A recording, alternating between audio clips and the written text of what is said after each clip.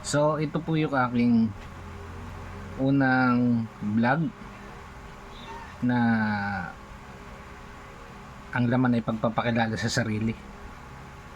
So ako nga po pala si Bernard Bunuez Guerra ng Binyangan, Quezon. Kilala po ako sa lihim na karunungan pamula pa ng year 2011 sa pangalang Padre Mariano Gomez. Yung Padre Mariano Gomez po kasi pangalan ko po talaga yon sa fraternity namin sa Tau Gamma Pi Triskelion Grand Fraternity. Yun po yung ibinautismo sa akin nang ako po ay mapasali year 2005 sa PAPCA chapter na ngayon ay kilala siya bilang PILSCA, Philippine State College of Aeronautics, dating Philippine Air Force College of Aeronautics, na naka-base sa Nichols, Pasay City. So ngayon nasa Magallanes na po yun. So nagsimula po ang kasaysayan ng kwento ng buhay ni Padre Mariano Gomez sa mga gamit ng aking yumaong ama. Kasi ang kwento po ng tungkol sa lihim na karunungan ng inyong lingkod ay grade 3 nang bigyan ako ng aking ama ng medalyon na galing sa Bukalyo o yung kate. Sinlaki lang siya ng siguro ngayon is malaki-laki sa piso. Yun medalyon ng impinito na ang kabila assistisis o yung dalawang nakaluhod na banal, anghel na merong anong tawag dito, yung sa mga Katoliko JHS na nagniningning. Yun yung kanilang niluluhuran. Tapos sa baba nun may basag na may bibliato ng assistisis. Yun ang binigay sa akin ng aking ama. Natatandaan ko pa nga nun, bata pa ako, tinuturuan ako manalangin ng tatay ko kasi nasa lahi nila ang mahilig manalangin. Magaling silang manalangin. So habang pinagme-memorize ako, pinagsasaula ako ng tatay ko. Kapag nagkamali ako, may palo ako ng tingting sa palad. Ano ako nun? Kinder 2. Yung mga time na yun. Pag dating ko ng grade 3, binigyan niya ako ng medalyon.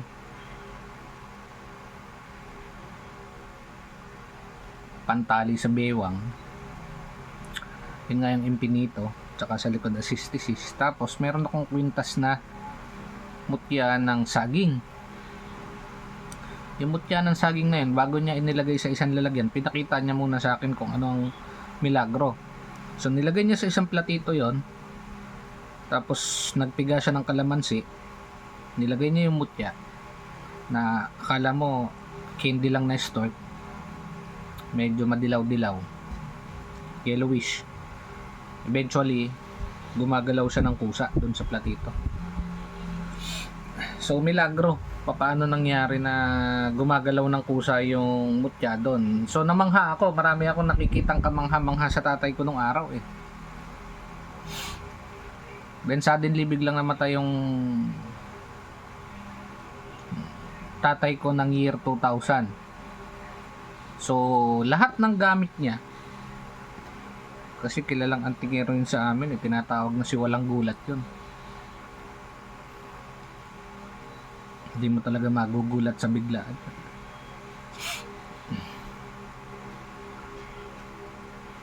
At kilalang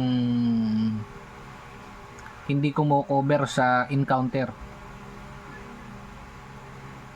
Ang pinakapahinga nga lang, sabi luhod. So magaling talaga pagdating sa pagkalalaki. Magaling pagdating sa pamaril. Tsaka sa nakitaan ko rin ng ano 'yon. Nakitaan ko rin ng may nakasulat kasi sa braso niya, may nakatattoo doon na pinahiran niya ng kalamansi. Kalamansi kung hindi ako nagkakamali sa pagkakatanda ko. Tapos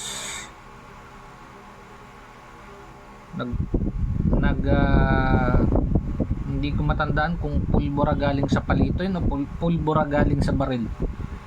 Pinunasan niya yung braso niya na may pahid na kalamansi. Tapos sinindihan niya. Pag sindi niya, umupo yun. Tapos may lumabas na sulat dun sa braso niya. Nagmark yun. Nakakapagtaka, hindi nasunog yung balat. Hindi nasunog yung balat niya. Tsaka pag mahal na araw, nagtitipon-tipon sila na relatives ng mother ko. Kasi ang tatay ko is Dapo, from Palo Leyte. Dapo lang siya sa Quezon. Yung mga relatives ng mother ko is mga antingero doon. Kapag mahal na araw, nagtitipon-tipon sila. Tapos habang nagkakaroon sila ng inuman session, nagpapakitaan sila ng milagro. So yun ang kwento dun sa ano, sa mga kahanga-hanga na milagro na nakikita ko sa tatay ko. May pinabaril yun nakapatong sa Armalite, yung benching ko. Tanda-tanda ko yun.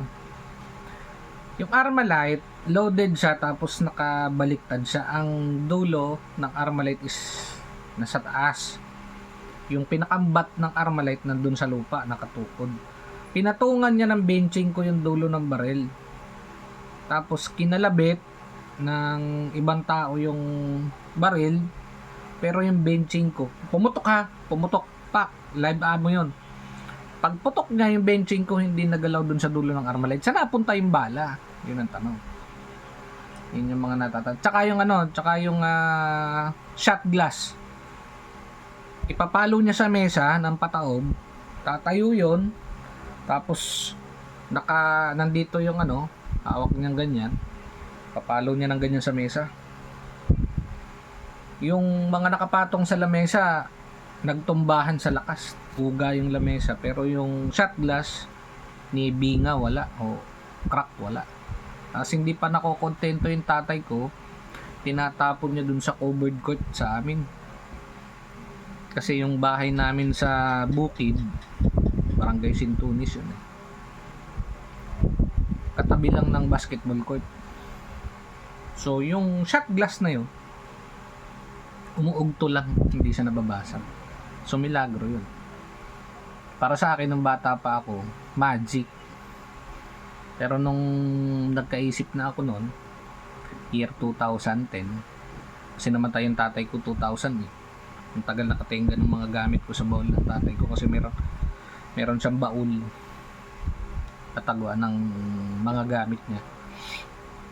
Doon naman inimpok din ng nanay ko lahat ng mga gamit niya na iniingatan. So nawala sa akin yung medalyon ko nung magkaroon ako ng anak, tsaka nagkatrabaho ko. Nawalan ako ng interest sa ganun, kasi hindi pa ako nakakakita ng sarili kong milagro Yung mutya ng saging na nakalagay sa telang pula, parang kalmin, lagi ko nakasubo yun nung elementary ako. Nagtataka ako, nawala ng laman. Unti-unti, tumagal, nawalan siya ng laman, pero hindi nabubuksan yung tela. Pag sinusubo ko siya, kasi natutuwa akong nakasubo sa akin, kasi nagwi-wet. Nagkakaroon, para siya nagsasabaw, and may kakatuwang lasa yung kalmin. So hindi ko napapansin habang lagi nakasubo yun, nawawala yung laman niya unti-unti. So ang natira na lang sa akin yung medalyon nung time na magkaanak ako noon. Nagtrabaho ako. Siyempre sa mga baby may kontrausog. Sa halip na kalmin yung nilagay, yung medalyon na yun ang nilagay ko sa kanya. Matagal na hinubad ko yun, nakatago lang sa aparador namin yun. So nung nagkaanak ako, nilagay ko yun sa kanya, pinakang kalmin niya. Nung napapasok ako ng VIP security noon, mayor sa amin sa Ginyangan, nagkaroon ulit ako ng interest na dalhin yun. Tinawagan kasi ako nung isa kong tiyuhin, relative ng mother ko, na kinamusta kung nasa na raw yung mga gamit ng tatay ko, mga anting. Sabi ko, nakatabi po doon sa isang garapon, nakalagay sa loob ng baul.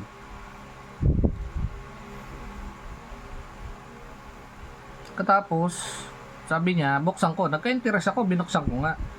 Ang ipinagtataka ko, bakit yung isang garapon ng Ovaltine, kasi nung araw yung garapon ng Ovaltine nung kulay orange and takip, makapalang bubog nun eh. Ganun lang siya kalaki. Tapos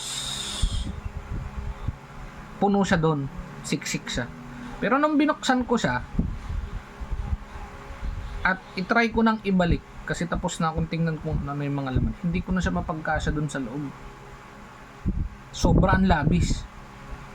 O marami pang hindi maipasok, pero puno na yung garapon. So ang ginawa ko, pinagsama-sama ko siya sa isang lalagyan. May kahon ng sapatos nun, malaki, yung big size, pero napuno yun.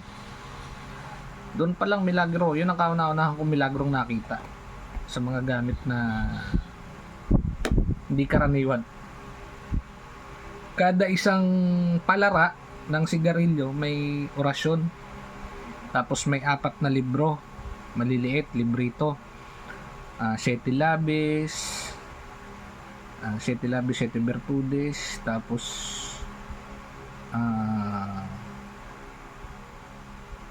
ano nga ba yung isang makapal dun? Parang sa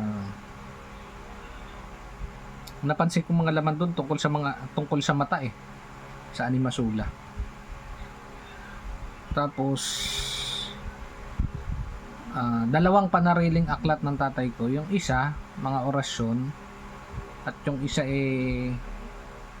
kasaysayan ng liwanag. Yun.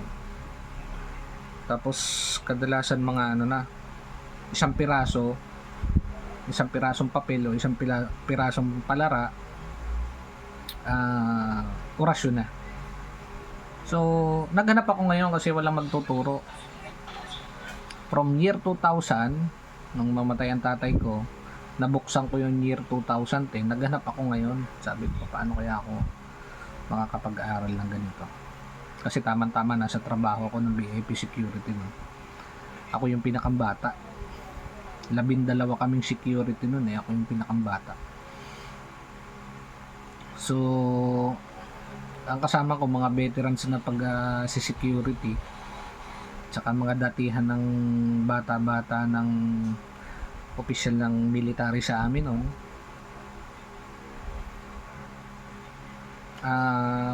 Nagka-interest ako kasi iba yung iba yung llamado pagdating sa ganung labanan. Sabihin na natin magkaroon ng encounter o sudden encounter, iba-iba yung may kakampi, di ba? So naghanap ako ngayon. Uso na yung Facebook nun eh. Kasi kung di ako nagkakamali, ang Facebook nun, may account na ako nun ng year 2009.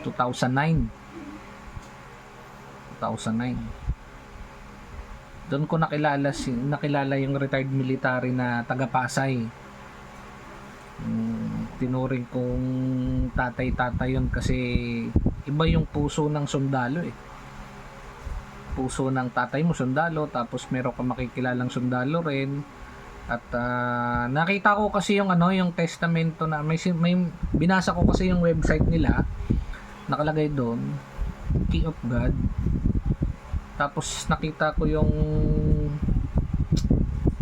laman ng page nila, may nabasa ako doon nakapareho ng gamit ng tatay ko, yung tungkol sa YT, YT, TME, ATM, yan, mga ganyan.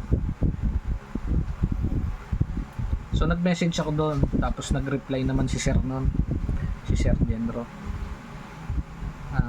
By the way, siya ang kauna-unahan kong formal na maestro, kasi yung maestro ng tatay ko na maestro niya nung nabubuhay pa siya, sinubukan kong balikan ng year 2010, kaya lang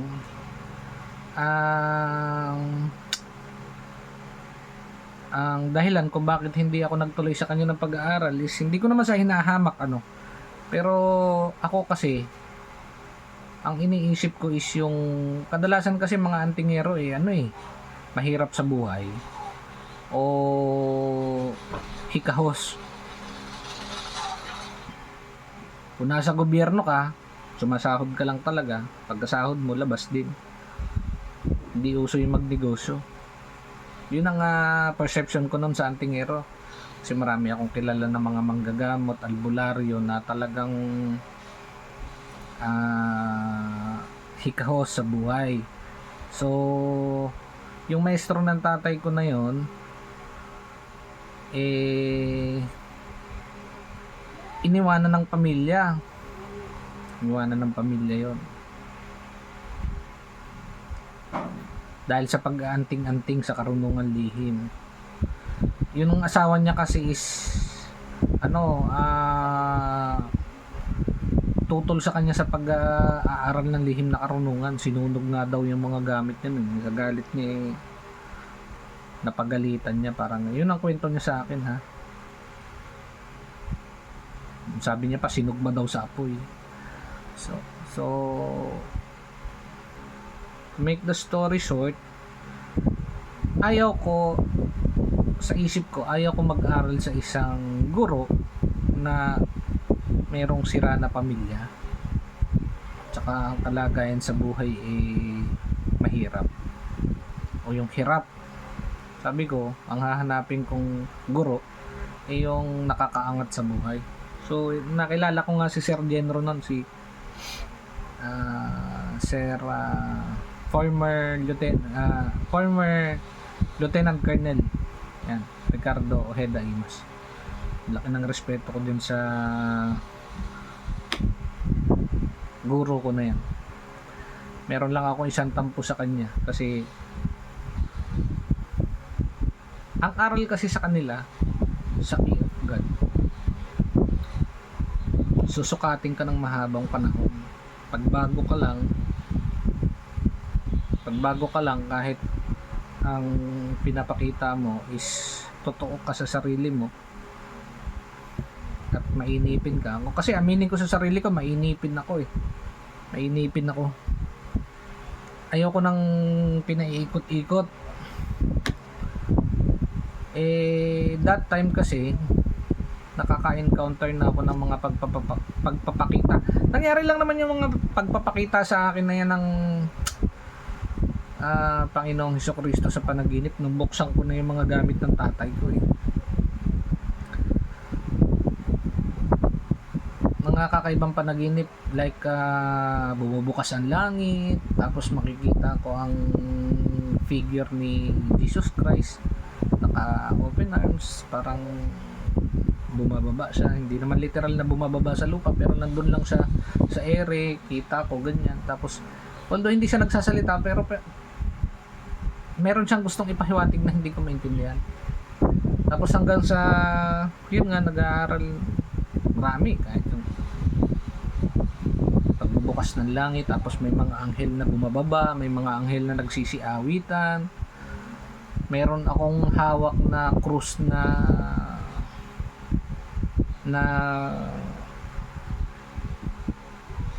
hindi siya karaniwang bakal, na punong-puno siya ng mga bato na wala sa pangkaraniwan, makukulay yun. Tapos habang hawak-hawak ko, tinataas ko siya, tapos tinatamaan ako ng kidlat. Tapos sa halip na mapasama ako dun sa tama ng kidlat, parang yung feeling ko lumalakas pa ako, kasi binibigyan ako ng energy na hindi ko may paliwanag. Yung mga ganong panaginip na wala namang makapag-explain. Wala naman makapag-explain. Tapos nakakapanaginip din ako ng mga engkanto na bad elements na kalaban ko. Tapos may sumusulat sa langit na yun ang babanggitin ko. Tapos pag binanggit ko yun, malulusaw yung mga bad elements. Natatandaan ko pa nun, mga magkakaklase daw kami. Tapos nagka-camping kami. Tapos biglang merong nagwawala na taong kalabaw. Yun. Then parang centaur, ganun ang labas. Pero tama ba? Centaur, ang centaur yata ay taong kabayo eh. Basta ganun, kalahati kalabaw, kalahati tao. Tapos susugod daw sa amin doon, may nakita daw ako nagliwanag sa langit gabi yun. Binanggit ko yun. Kasi ang sabi sa isip ko is ganun ang banggit. So binanggit ko. Pagbanggit ko, umulan ng mga kidlat. Sabi doon sa panaginip ko, nakita ko talaga ang senaryo. Umulan ng mga kidlat, tinamaan, nagsibaba ang mga kidlat at tumama sa iba't ibang lugar, at yung kaharap namin na taong kalabaw na yon is tinamaan ng kidlat at naging isang abo. Yung mga ganun. So bago ko pa nakilala si Sir Genro, may mga panaginip na akong ganun. Sabi ko, sir, may mga naiwan pong gamit ang tatay ko na gusto ko pong mapag-aralan. Sabi niya sa akin, sige, pumunta ka sa akin dito. Tama-tama naman nung time na yon, tanda ko yun eh. November yon ng 2010. November ng 2010. Nagluwas kami ng Pasay, kasama yung mamay ko, bali asawa siya ng kapatid ng aking lola, kasi meron siyang iniindan sakit noon na sinubukan naming magpagamot. Pero ang sabi talaga ng doktor is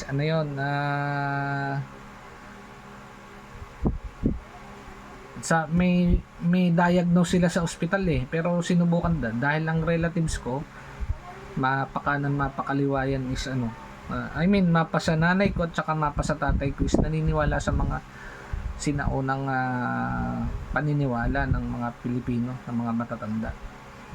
So kahit may diagnose na sa ospital, sinusubukang ilapit sa mga marurunong na albularyo. So since nakakausap ko na nun si Sir Genro, sabi niya sa akin, sige, dalhin mo sa akin, dalhin mo na rin yung gamit ng tatay mo nang makita ko. So punta ko dun ngayon. Dalawa yung pakay namin, kasama yung aking lolo. Nandun yung mga kamag-anak. Ginamot nila doon. Pero hindi yun yung hindi yun yung pinakang focus ko doon. Sa akin doon is yung oras na magharap na kami ni Sir Genro, na kami dalawa talaga, mesa sa mesa. So sabi niya, sige, patingin ako ng mga gamit ng tatay. Dala-dala ko yung kahon ng sapatos doon. Inisa-isa niya. Dinalawang bukod niya noon eh. Sabi niya, ito dito, ito dito. Ito, itapon mo na, at ito itabi mo.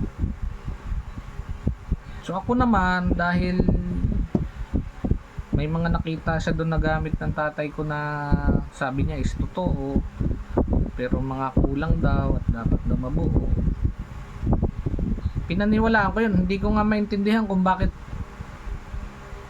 unang beses namin nagharap pero sa isip ko pinaniwalaan ko siya. Kasi yung lapit ko talaga doon kay Sir noon, time na yun is yung nakasubmit yung sarili ko sa kanya. So yung sinabi niya na itapon na mga gamit ng tatay ko, habang nagbabiyahe kami pa uwi ng Quezon, tinatapon ko isa-isa sa bintana. Tapos yung sinabi niyang itabi, yun yung natira sa akin. Review ko na ganun. Eventually, nabigyan ako ni Sir Genro ng ilang ba testamento yun? Testamento ng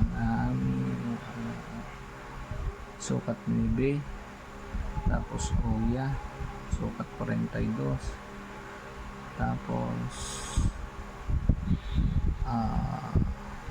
Act 23. Yun. Nabigyan ako ng 3 testamento. At yung 3 testamento na yun, minsan hindi ko nasubukan. Pero may mga pangyayari sa akin na hindi ko ma-explain nung nag-aaral na ako sa kanya gamit yung ano yun, isa-isa yun, hindi yun sabay-sabay. Ang una ko nakuha is testamento ng Ahami na ang sukat ng Aka is 9. Tapos testamento ng Oya, ang sukat ng ang sukat ng ano na yan, ng Aka nun na ano eh. Hindi ako nagkakamali, 42 o 48. So, ginagamit ko yon. Then, tuloy-tuloy ako, year 2012, from 2010 hanggang 2012, magkaroon ako ng ano, sunod-sunod yung mga panaginip ko eh. Ay, mga kakaiba ng panaginip. Talagang Panginoong Hesukristo na nagpapakita sa akin.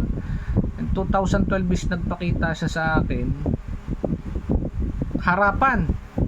Ito panaginip ko to eh. Sasabihin ko yung totoo. So, naglalakad ako sa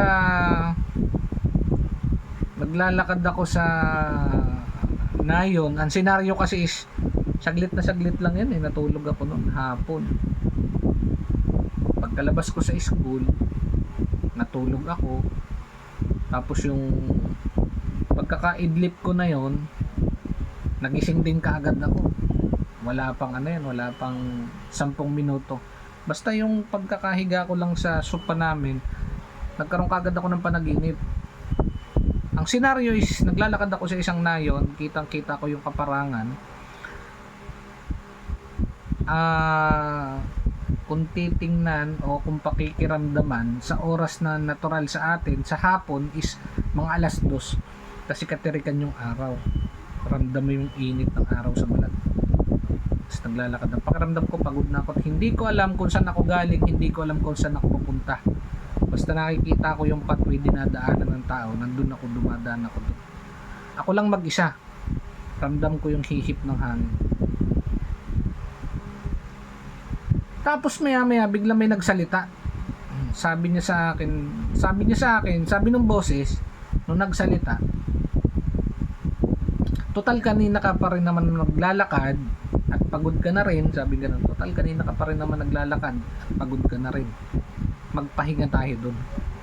Yung pagkakasabi niya magpahinga tayo doon, nilingon ko yun. Paglingon ko sa kanan ko, diretsong akbay niya sa akin eh. Magpahinga tayo doon, yung akbay niya sa akin, tapos diretsong turo niya kung saan yung sinasabi niya magpahinga tayo doon. Nilingon ko muna siya. Paglingon kong ganon, alam ko na kung sino yon. Makita ko na yung, pero hindi ko tinitigan. Kasi nahihiya ako. Alam ko sa sarili kong si Jesus Christ yun. Sabi niya magpahinga tayo ron. Yung pagkakasabi niya yon, may tinuro siyang isang malaking puno na nandun sa unahan namin, sa di kalayuan. Tapos yung pagkakatungo ko na ganun, ang nakita ko sa kanya yung kanyang paanan, o yung kanyang paa na nakasandals, parang katulad ng mga sandals ng sinauna noon sa mga napapanood nating pelikula. Yung ang sintas ay mahaba at abot hanggang binti, mga panyapak nila. Tapos naka mahaba na damit na ang makikita mo lang talaga is yung paa at binti kasi haba naglalakad. Hindi naman kalak ng binti, pero makikita mo na yung pinakang sintas ng sandals na nakagapo sa binti. So dire-diretso kami. Pagdating namin doon sa tinuro niyang lugar, malaking puno yun eh. Tapos doon sa paanan ng puno may malaking bato. Doon kami naupo. Ang pagkakaupo po namin dalawa nun, siya ay sa kaliwa, ako sa kanan, nakaakbay siya sa akin. Nakaakbay siya sa akin, ganun. Sabi niya sa akin, direct yung tanong siya eh. Pag upo namin, nakikilala mo ba ito? Sabi niya ganun. Nakikilala mo ba ito? Ang bilis na sagot ko eh. Kasi alam ko yun eh. Nakatato kasi sa dibdib ng tatay ko yun. 4 na letra yun. JHHH. Tapos 3 tuldok. J tuldok, H tuldok, H tuldok, tapos H. Yan. Sabi ko, opo, nakikilala ko po yan. Yan po ang Kristo. Sabi ko gano'n. Ang bilis ng sagot ko eh. Kasi alam ko Kristo yun eh. Basta Kristo. Ang sabi ng maestro ng tatay ko, Kristo yun. Yun ang tunay na Diyos. Sabi niya sa akin, yan ang matagal mo nang hinahanap. Sabi ko, paano po nangyari na yan ang matagal ko nang hinahanap? Ang hinahanap ko po yung lihim na paraan kung paano mababanggit yung 4 na banal na titik na pangalan niya. Sabi ko gano'n. Ganito kasi yan. Sabi niya gano'n. Ang linaw-linaw. Ganito kasi yan. Rektahan eh. Ganito kasi yan. Ang pangalan ng anak, binanggit niya. At ang pangalan ng ama, binanggit niya rin.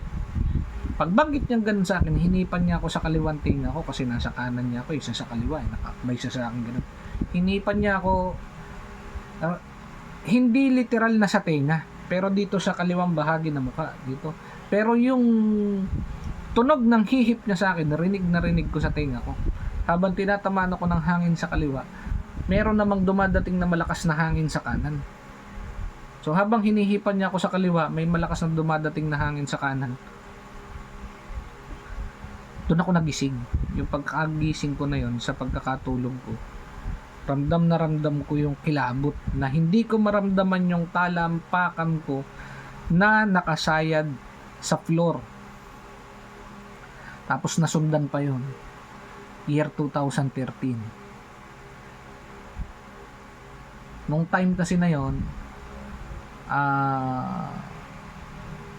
naiinip na ako eh. Naiinip na ako kasi paulit, ang dami ko na, ilang beses na akong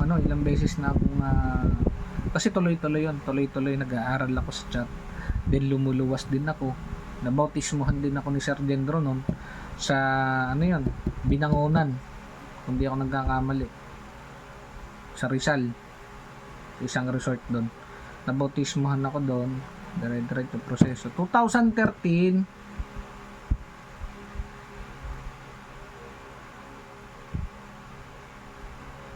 yan, may na-lockdown ako sa kwento. 2012, yung sa panaginip ko na yon, nang ako ay nag-continue na ng pag-aaral ng college, kasi 2013 is graduating na ako niyan eh, na April. Nagmilagro ako noon, kauna-una akong milagro kabal. Kasi may udyok sa isip ko nung ako lang mag-isa sa bahay nung nasubukin ko siya. Sabi niya, eto talaga yung naririnig ko sa isip ko ha. Hindi ako yung sasabihin na nag-hallucinate. Malinaw ako noon. Ako lang mag-isa sa bahay, ang pakiramdam ko noon is mainit ang katawan ko, tapos balisa ako, tapos may naririnig ako na subukin mo ako. Tapos ang pinasusubok niya sa akin sa isip ko is yung tunog na narinig ko na ipinapanaginip sa akin noong year 2012. December yun. Kasi may binigay sa akin si Sir Genro na testamento. Binigay niya sa akin ng November 31.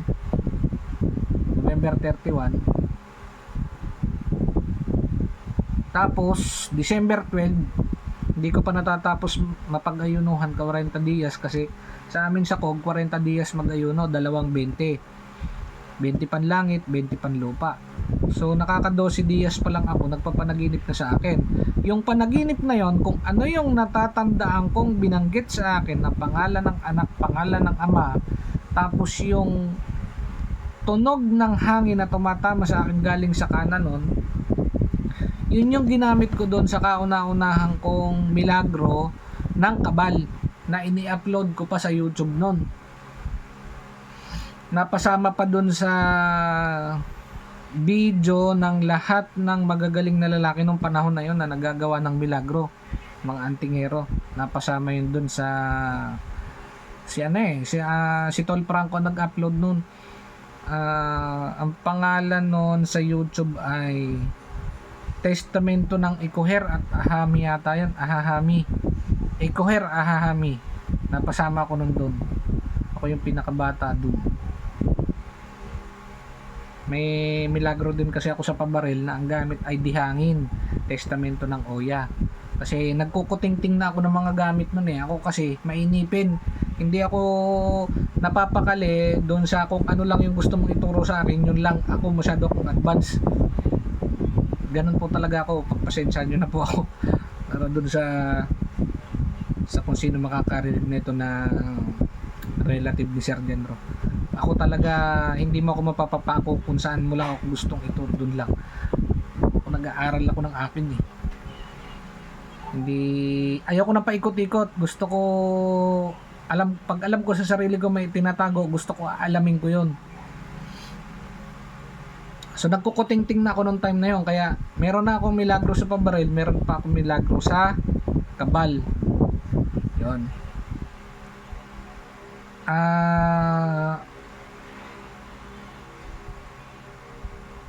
Pero ang kauna-unahan ko talagang milagro nun ay yung kabal na yun. Hindi ko malilimutan.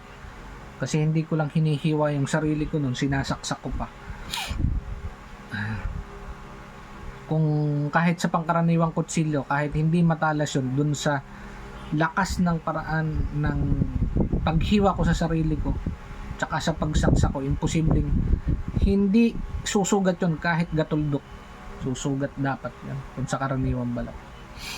So, di yun na nga. Ngayon, nagsimula na ako magtanong kay Sir Genro. Sabi ko, Sir, kasi nakita ko nagmimilagro on the spot, di kailangan pag-ayunuhan eh. Sabi ko, Sir, ano po ba totoo? Sabi ko ganoon. Kasi sabi po sa panaginip ko, ganyan eh. Tapos nagmilagro. Doon na kami medyo nagkaroon ng ng problema ni Sir. Kasi si Sir, pag tatanungin mo siya, ito ang pangako ko dito sa ginagawa kong ito is lahat katotohanan lang. Gagawa ako ng YouTube channel at gagawa ako ng mga content, pero lahat katotohanan lang. Walang gawa-gawa, walang dagdag, walang bawas. So, kapag tatanungin mo siya ng medyo rekta na o yung direct na, masusukol na siya. Sabi nga sa Tagalog, sukol, ibig sabihin corner ba sa English.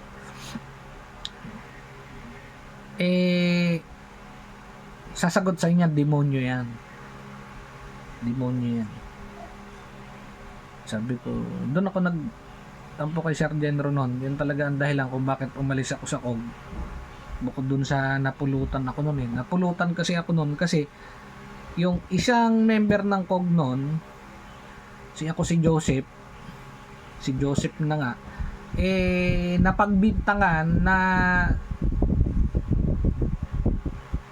napagbintangan kaming dalawa na kami ay nagpapalitan ng testamento, kaya napapunta sa akin yung testamento ng kabal sa araw na ipinagkatiwala naman sa kanya ni Sir Genro noon.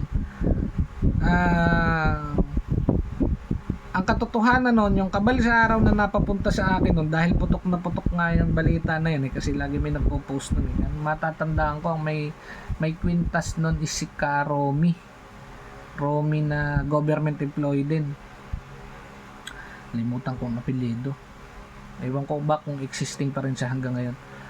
Meron siyang silver na pasadya noon, medalyon yun ng kabal sa araw. So, walang araw yun ha. Poder ng kabal sa araw yung medalyon niya. Yung Trish Pico. Silver yun. So akala ni Sir Genro nakipagpalitan ako ng testamento kay Joseph. Hindi na dahilan kung bakit umalis si Joseph sa Key of God na grupo, kasi uminit siya sa grupo dahil yun nga napupulutan, nakipagpalitan daw siya sa akin. So ang totoo naman talaga noon, may ibang nagbigay sa akin noon. Ang nagbigay naman sa akin noon is si tawag dito,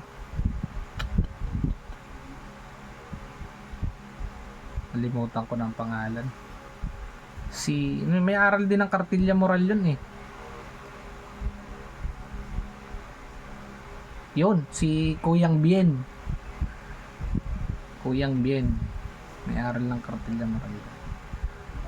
Tapos yun na nga, ang katwiran namin noon ni tumagal sabi niya, total napapag-usapan naman na tayo na tayo nagpalitan ng testamento. Sige nga, patingin nga ako ng sabi ko, patingin nga ako ng testamento mo. Alin ba yung sinasabi testamento ng Kabal sa Araw? Yun, kasi ito yung testamentong Kabal sa Araw na pinakita ko galing kay Kuya Bien. Patingin nga ako sa'yo. Pinakita niya sa akin, sabi ko, layo naman, dapat sana alam ni Sir Genrong hindi yan yun sa'yo. Sabi kong ganun. Kasi kasakog kapag ang dami na kasing estudyante doon, palakasan kahit naman saan, di mawawala yung ganun. Tapos yun na nga, napahiwalay ako, naghanap ako ng ibang maestro. May nakita akong isang maestro,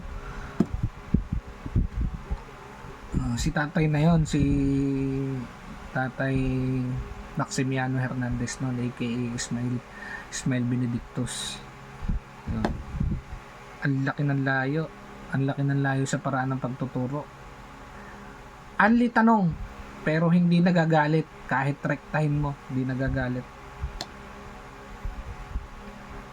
Tapos nabigyan niya ako ng isang testamento doon.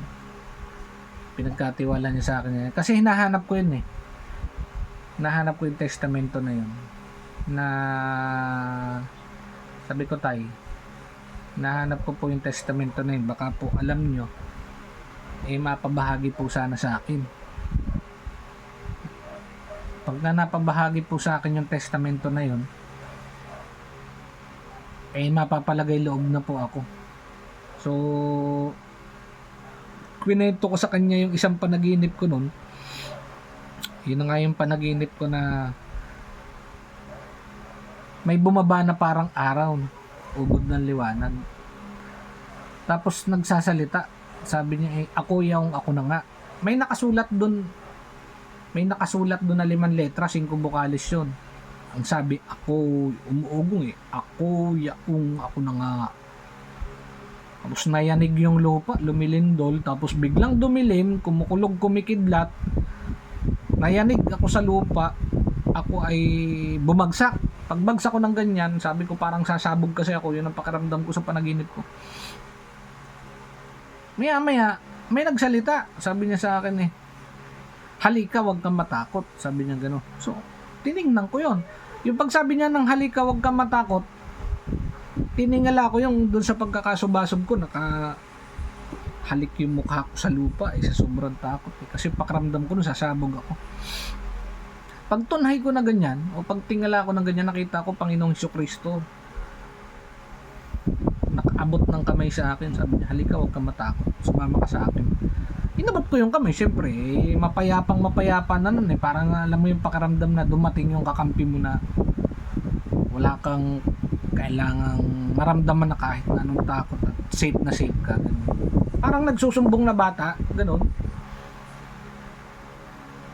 So pag abot ko sa kamay niya, sabi niya, halika, sumama ka sa akin.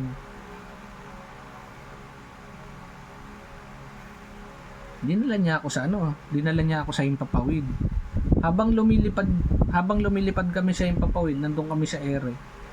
Kasi kita ko yung dalawa kami. Hawak niya ako sa kamay. Kita ko yung globo. Yung globo.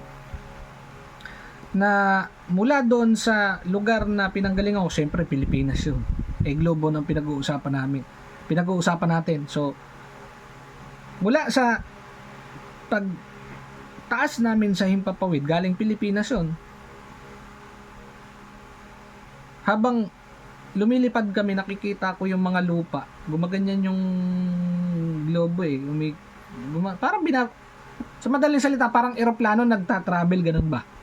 Nakikita mo yung mga lupa-lupa. Yung mga lupa na dadaanan namin o dinadaanan namin, nagiging kulay ginto. Sabi niya sa akin ganun,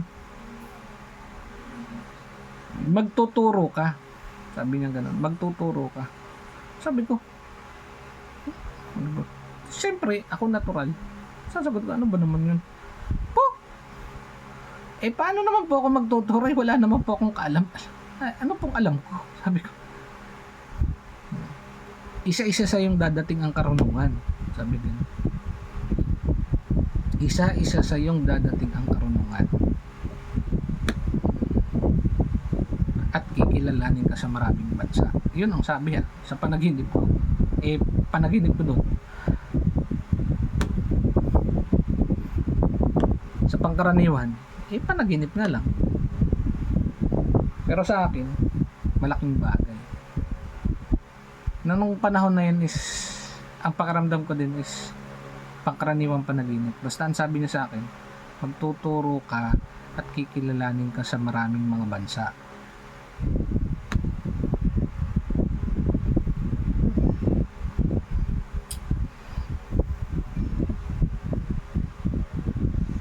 Tapos ang nakita kong kasunod may matanda nakatungkod.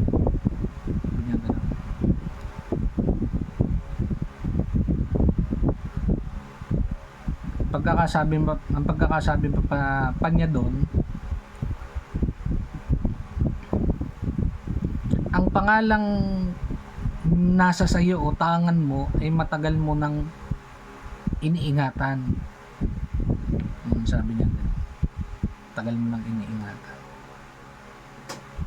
So yun, to make the story short, nagising na ako noon, and gano'n na naman yung pakaramdam ko is ang kilabot. So yun, kwinento ko kay Tatay Max yun. Sabi ko, Tay Max, tatay ang tawag ko doon sa matanda napakabait nun. Sabi ko, Tay, binigyan po ako ng pangalan ganito Sabi niya, yan na yun, hinahanap mo na testamento. Yan na yun. Halika, sige, buuin natin. Tapos binuo niya.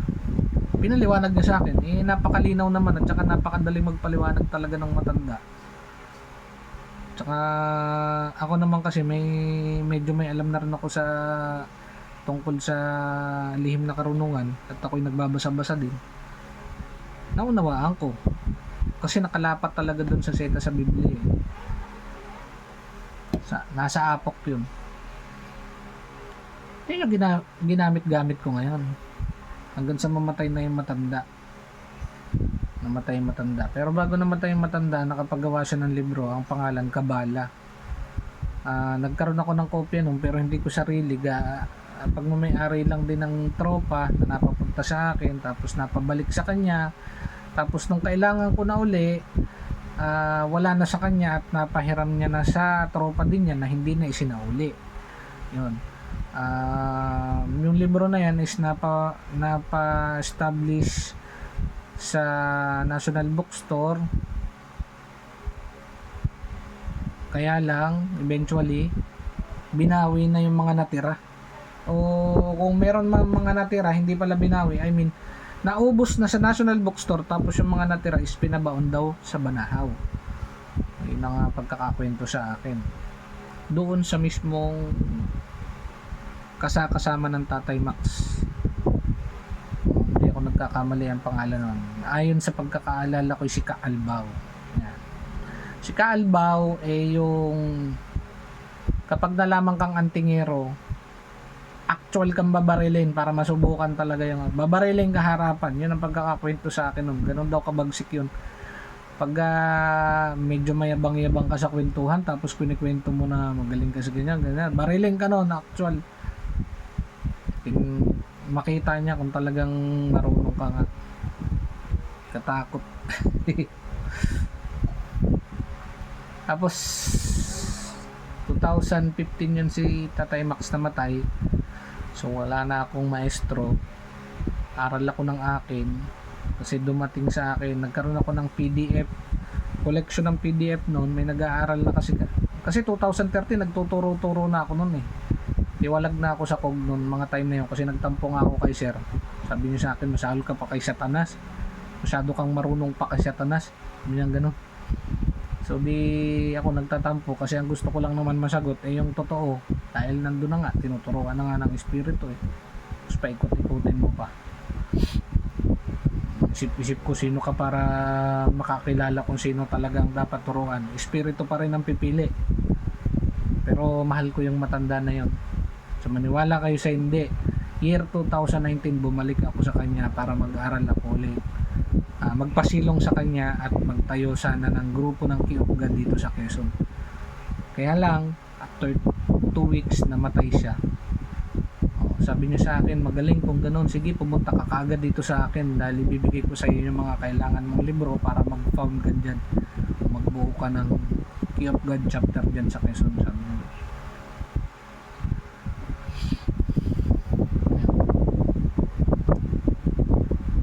Tapos sabang ayan, naging kumpare ko si Andabia, si Alex Quijano dahil wala na nga si Sir Genro, wala na si Tatay Max. Eh, siya na lang yung existing na talagang nagmimilagro noong time na yon at siya yung maestro. Nag-aral ako sa kanya, naging kumpare ko siya dun sa bunsong anak na babae na pare ko siya doon. Tapos na matay din naman si paring Alex, si Andabia, year 2021 kung hindi ako nagkakamali.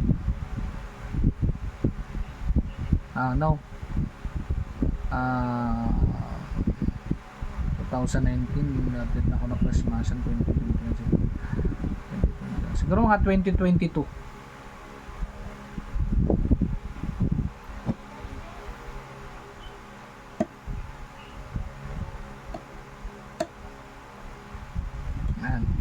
At ako naman, dahil wala na akong maging maestro,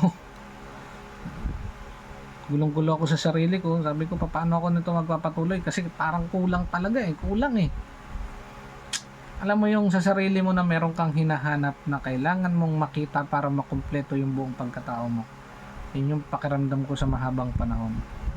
Nangyari lamang yon nung yung ibinigay sa akin na pinagkaloob sa akin ni Tatay Max na testamento na iningatan ko ng hanggang 2021 kasi binigay niya sa akin yun 2012 hanggang 2013.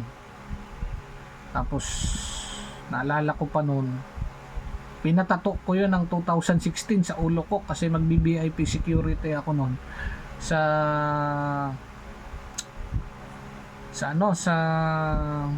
Mulanay, Quezon. Yan. Contact ng tropa. VIP security tayo. 1,000 isang araw. Tama-tama no, wala akong trabaho noon. Wala pa ako sa trabaho sa Darn noon. Nasa security pa ako noon, pero nung time na yon wala akong duty, floating. So sige ka ako, kailangan ko yan.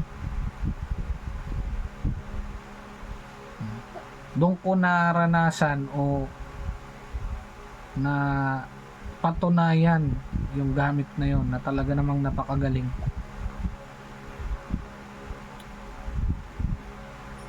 Kasi 3 beses akong binabaril ng harapan nun. Na-ambush kasi kami. Ang kwento kasi nun, may VIP security ang former mayor na lumalaban para maging mayor. Tapos may VIP, may goons din ang nakaupong mayor nun. Hindi ko na lang i-mention kung sino-sino yung mga yan. Tapos ako nandito sa group ng former mayor na lumalaban para maging mayor. So ako close in bodyguard ako noon. Close in bodyguard ako. So pa 14 days kung di ako nagkakamali, 14 days. Tama, 14 days kami sa trabaho noon. Kasi grabe ang grabe ang abutan ng pera. Sa makatuwid nang huhuli kami ng pera na iniaabot sa mga botante. Yan, kami yun. So nagkainitan na doon, nagkainitan na doon sa itaas kasi hinuhuli nga namin kung saan sila mamigay. Kumbaga ika-counter namin yon para hindi matuloy yung pamimigay nila ng pera. So nagkainitan na kami doon sa lugar na yon, tapos nagkaroon ng follow up na pangyayari, pero convoy na kami ng aming bossing. 3 sasakyan kami. So alam nila na may mga gamit talaga noon. May mga 'di ba pag election is bawal gun ban noon gun ban, pero ganun lang yun. Pero pag sa personal talaga, lalo na sa mga ganyan trabaho at mga politiko, hindi maiwasan meron talaga dyan. So di alam nila na may mga gamit na yung tropa. Nasa sasakyan kami, 3 sasakyan. Yung 2 sasakyan sa hindi malamang pagkakataon nasiraan sa baba. Pakyat na kami ng burol ng Ipnanag, Barangay Ipnanag noon. Kami lang yung nakaakyat, tapos yung 2 nasiraan. Ang pinagtataka namin, may mga convoy din kami na 2 parang 3 motor noon na may riding in tandem ang sakay, tapos mga walang plate number. Hindi namin tropa yon, kalaban. Ngayon may kasunod na 2 SUV, wala din plaka. So yung 2 sasakyan na nasiraan sa baba, nandun ang bossing namin, tapos nandun din yung tropa sa kabilang sasakyan, tapos kami yung nauna ipit namin ang bossing, nasa gitna. Pag-akyat namin sa taas, akala siguro ng mga kalaban ang bossing namin ay nasa aming sasakyan. So kami yung binira nila, sinandwich kami doon ng 2 SUV tsaka nung tatlong riding in tandem. Doon na kami binanatan. So sabi pang nung tanda ko pa yun sabi ni bungo yun naka-panyo na maskara, tapos bungo yung gusto niyo nang takutan. Sabi, ito totoo na to. Putukan sila, pak. Yung mga gamit ng tropa noon wala na sa katawan kasi i-checkpoint kami sa baba, nakatimbre na kami kasi nagkagulatan na dun sa nakaraang lugar, hindi pa kami nakakabalik sa base. So pero yung mga gamit sa mga kaalyado na idaan na namin, mga maiikli lang ang nandun sa sasakyan. Wala sa katawan, nandun sa sasakyan. Ang sa batas naman kasi, once na mahuli yan sa katawan mo, yari ka, illegal possession of firearms ka. Pero pag wala sa katawan mo at nandun sa sasakyan, ang tatanungin, sino may-ari nung sasakyan? So sinandwich kami, wala kaming hawak na gamit nun, pinagbababaril kami, pak. 3 kaming natira, yung tropa sa unahan, tsaka yung driver, tsaka yung nasa gitna, puno kasi kami dun nagtalunan sa bangin, sila sa bangin. Tapos ang natira, isa sa unahan ko, tapos 2 sa dalawang tabi ko. Yung nasa unahan ko, pagbukas ng van, kasi hinihila na sa palabas yung sakay kasi yung sasakyan syempre bukas na, di ba? Sinasaraduhan pa yan para hindi makapasok ng tuloy yung mga kalaban dyan sa kabila. Sabi nung ano, pare wag ako, magkumpare pa pala yung dalawa. Kumpare pa, sabi, pare wag ako, magkumpare tayo. Kilala niya eh. Yung isa naka, ano, import ng ano yan, import ng Candelaria, kasi tatlong bayan na nagsanib nun, Candelaria, Sariaya at saka Chaong versus sa baba. Import yan nun, dalawang ban sila. So si Bungo yon kung tawagin. Gusto nyo ng gulatan, sabi niya gano'n, ito totoo na. Tapos yung isa, yung bida-bida doon, yung kanang kamay ng mayor doon, existing mayor that time, ka-bullet profession, bullet profession. Kaya nagbukas ng sasakyan, dinukot yung isa namin doon. Gulpi-gulpi doon sa labas doon sa may ngingi ng bangin, oh. Pinapalo ng bat, oh. Niraratrat yung mga nagtalo doon sa bangin.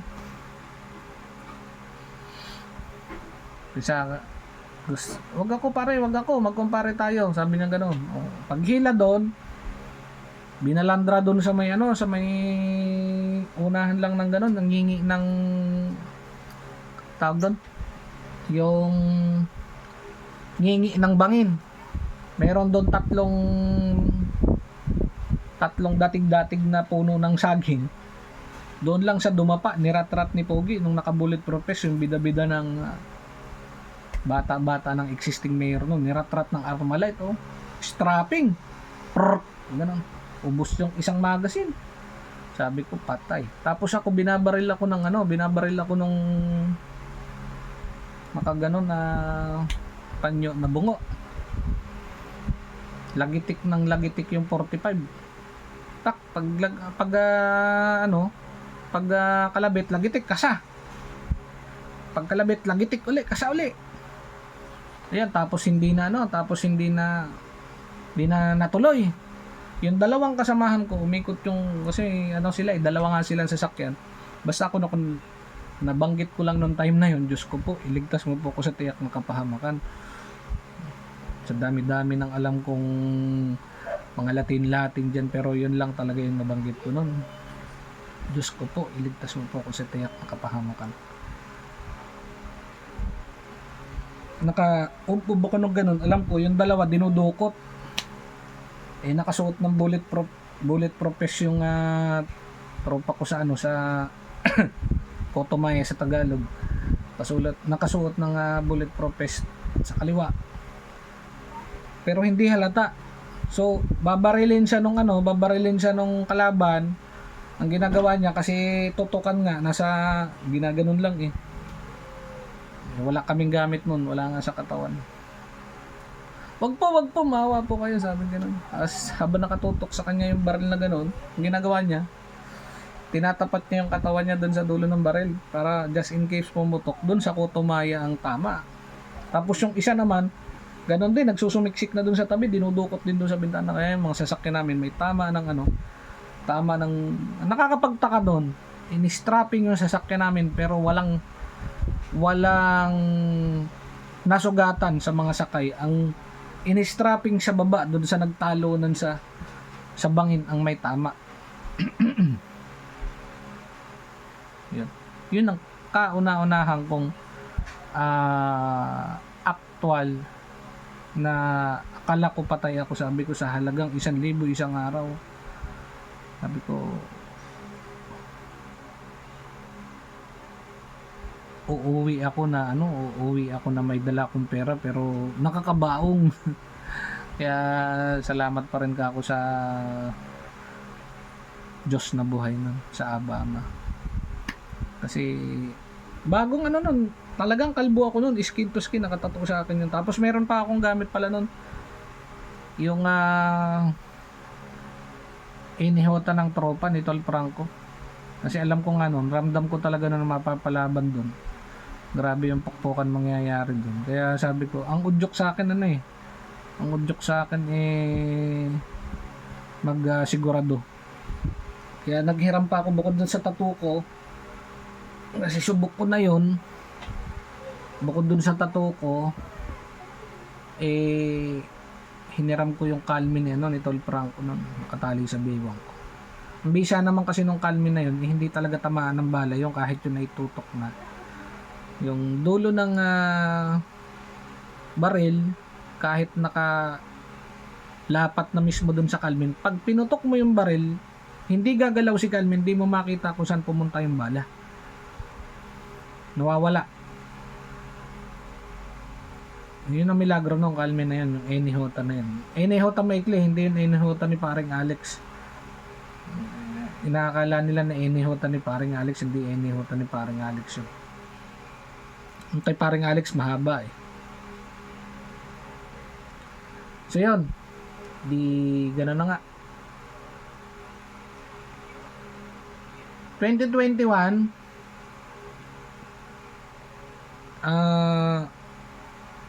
nangailangan ako ng pera nun, napalimusan ko sa ano yun, sa kautol, sa brad ko, taga Canada, pero dito sa Pilipinas, taga Santa Teresita, Bulacan, taga Santa Teresita, Batangas. So,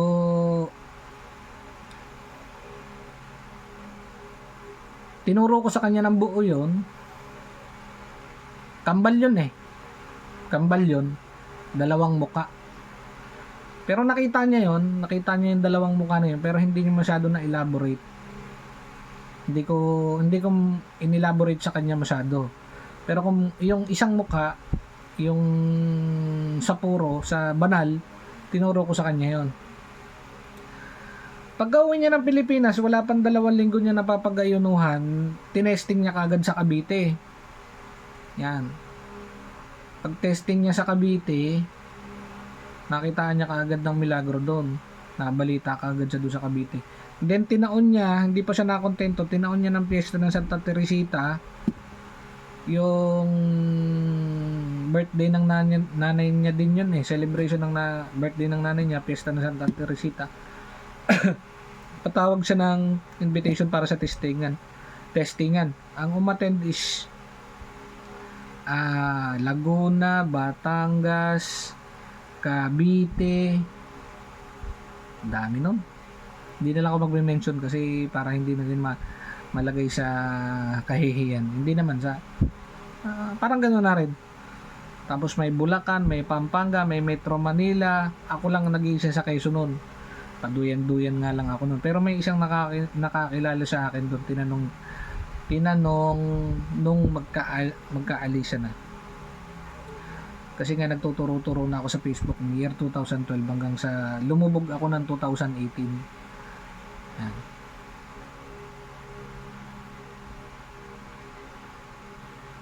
Tapos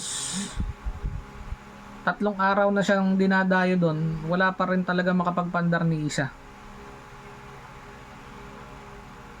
Nabalita yun eh, na talagang walang makapagpabisa. Sakop siya kasi buong lugar. Naalala ko pa, sabi ng utol, "Tol, kinakatok ako doon sa kwarto." "Tol," sabi niya gano'n, "gising na, alas 4 na." Sabi ko, "Bakit?"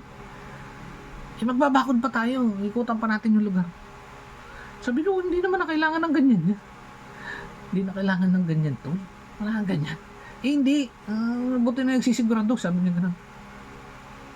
Sabi ko, "Sige. Ano ba gagawin natin?" Sabi ko gano'n. Ikot tayo dun sa buong bakuran. Para sa kopi natin yan. Sige. Saan ba magte-testingan? Kaya doon sa likod, sabi niya gano'n. Hindi rito. Takad-takad kami doon. Pag sinabing takad, padjak. Padjak sa lupa kami doon.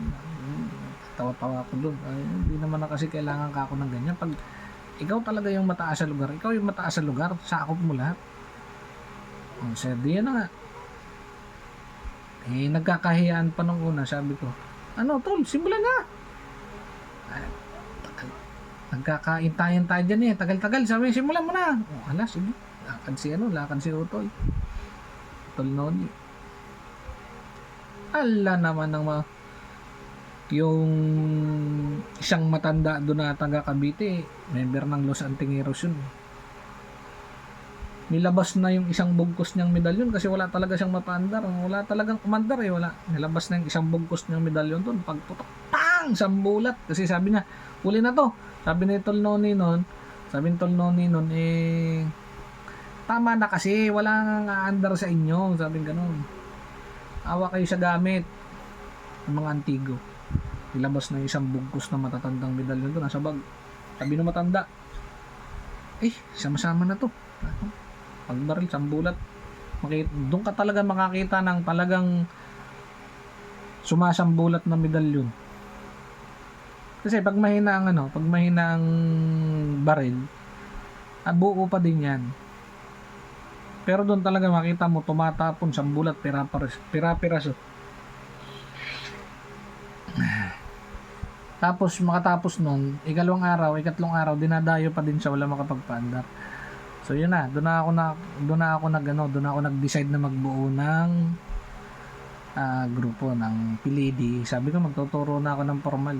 Tatanggap na ako ng estudyante. Yun. Doon ko na i-found ang PLD at naging si Dato Ultimo si Padre Mariano Gomez dahil ang Dato Ultimo ay ibininyag naman sa akin sa pangalan ng tribo ng Royal Kingdom of Opir. Yun. Kaya hindi ko po kung saan kinuha lang yung mga pangalan na yan kasi yan po talaga ang pangalan na naitalaga sa akin.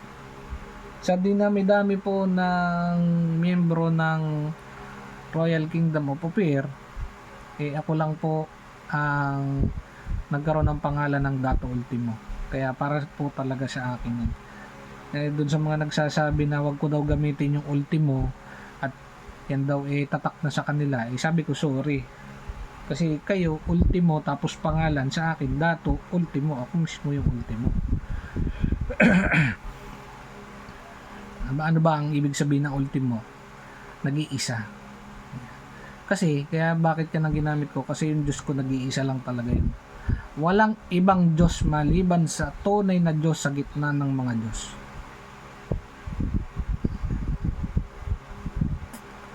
Tulad po ng sabi ko, ito pong aking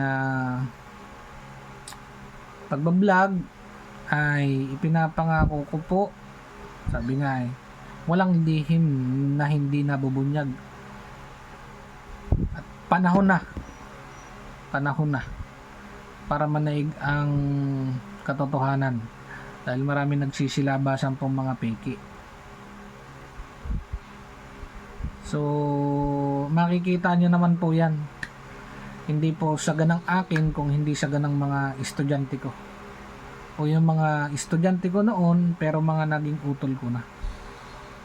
Ang totoong marunong nga daw po na tagapagturo ay hindi sa ganang sarili kung hindi sa mga naturuan. Sila yung makakapagpakita ng karunungan. So hanggang dito na lamang po at ang mga susunod pa po na vlog ko abangan po ninyo. At iisa-isahin po natin lahat ng kategorya po sa lihim na karunungan. Ihahayag po natin ang katotohanan. Dadaanan po natin yan lahat. Maraming salamat po. Yun lamang po.